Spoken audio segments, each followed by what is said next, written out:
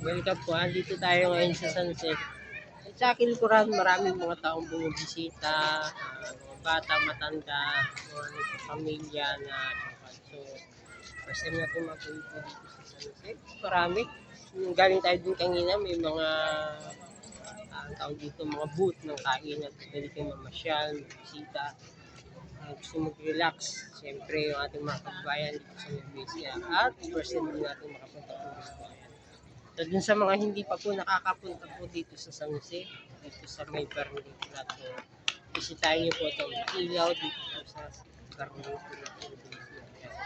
Yung mga yung photographer, ayun, yung mga kabataan nagpipicture, picture po sila. Kasi ba, ikot lang po tayo, ikot natin, diba? Mix, lakad puli.